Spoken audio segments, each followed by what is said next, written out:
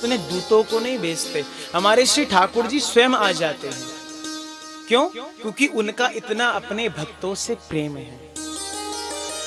आप सब लोग जानते हैं कि अकबर के दरबार में 9 रत्न रहा करते थे, जिसमें से एक रत्न कौन थे?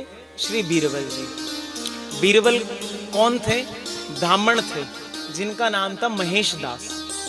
तो जब वो बीरबल के यहाँ पर रहने लगे, बीरबल जी अकबर के यहाँ रहने लगे, तो जो बीरबल थे उन्हें कई बारी कथा सुनाया करते कि भाई हमारे सनातन धर्म हिंदुओं में ऐसे भगवान होते हैं, उनका ऐसा स्वरूप है, और जब भी कोई भक्त पुकार करता है तो वो अपने सब कामों को छोड़कर वो वहां पर आ जाते हैं।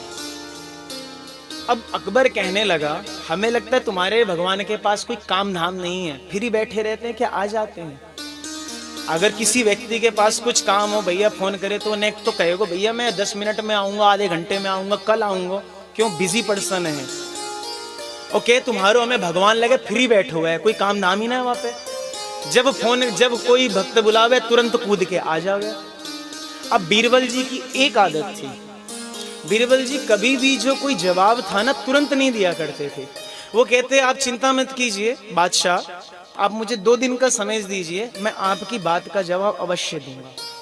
अब बीरबल जी भैया ब्राह्मण थे, सेवक थे, लगे हुए थे सब काम में। भैया कोई पंखा झल रहा है, कोई जल दे रहा है, कोई तांबूल दे रहा है, कोई भोजन की सामग्री अर्पित कर रहा है। जितने भी सेवक थे, सेविकाएं थी, सब कोई सेवा में लगे हुए थे। अब बीरबल ने क्या सोचा, यही बिल्कुल बढ़िया समय है। उन्होंने क्या किया, उसी अकबर का जो पुत्र था उसका जो उसने पुतला बनवाया था उसको एक नाव में रखा, और उसी नाव को क्या किया, जैसे थोड़ी दूर पर अकबर की नाव थी उसके पास में ले गया। तो अकबर ने दूर से देखा तो उन्हें ऐसा लगा, आज ये मेरा पुत्र बीरबल के साथ कैसे नौका विहार कर रहा है, इसे तो मेरे साथ होके नौका विहार करना चाहिए। अकबर को दूर से ये नहीं लगा कि ये पुतला है। अब जैसे जैसे थोड़ा सा पास हुआ तो बीरबल जी ने क्या किया, नाव को रुकवा दिया। अकबर ने सोचा भैया अभी तो अच्छी खासी चल रही थी, नाव काहे को रुकवा दी इसने, मेरे पास आ जाता, नाव बगल में लगा के ना एक बात कर लेते। सब लोग करते ना भैया, नाव बगल में चला के बात, अपने यहाँ यमुना जी में भी। अब जैसे थोड़ी दूर पे रोक ली, अब बीरबल ने क्या किया, वो जो पुतला था उसको उठाया और धक्का दे दिया पानी में, यमुना जी में धक्का दे दिया। और जैसे ही वो पुतला गिरा जल में, और जैसे ही अकबर ने देखा कि बीरबल ने मेरे पुत्र को धक्का दे दिया, वो मारा तुरंत कूद गया यमुना जी में और तैरता हुआ गया। देखा उसने कि मैं अपने पुत्र को कैसे बचा लूं। भाई पुत्र की ममता है, पिता की ममता है पुत्र के प्रति, तुरंत कूदा और उसको बचाने के लिए। और जैसे ही तैरकर वहां पर पहुंचा और उसने देखा तो वो तो महाराज पुतला था। अब यहाँ बीरबल बैठे नौका पे हंस रहे थे। बीरबल जी मुस्कुराने लगे। अब बादशाह को बड़ा गुस्सा आया। उसने कहा बीरबल आज मैं तुम्हें छोड़ूंगा नहीं। कहते आपकी जैसी इच्छा है जो है वो कर लेना, लेकिन ये जो आपने मुझसे कल प्रश्न पूछा था। कहते क्या प्रश्न पूछा था? आपने कहा था कि आपके भगवान को कोई काम धाम नहीं है, फ्री बैठा रहता है क्या, जब हम बुलाते हैं तब आ जाता है।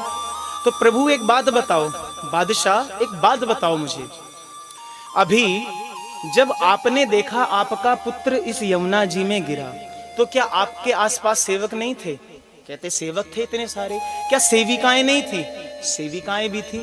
तो आपने सेवक को कूदने के लिए नहीं बोला, सेविकाओं को कूदने के लिए नहीं बोला, अपने बालक को बचाने के लिए नहीं बोला, आप स्वयं क्यों कूदे? कहते वो मेरा पुत्र है इसलिए उसके मोह के कारण मैं कूदा।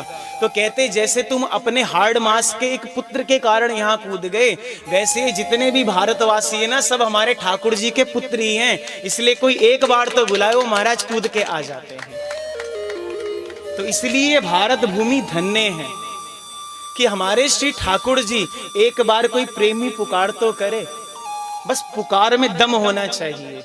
और महाराज जी श्री ठाकुर जी हमारे अपने सब काम को छोड़कर इस धराधाम पर आ जाते हैं।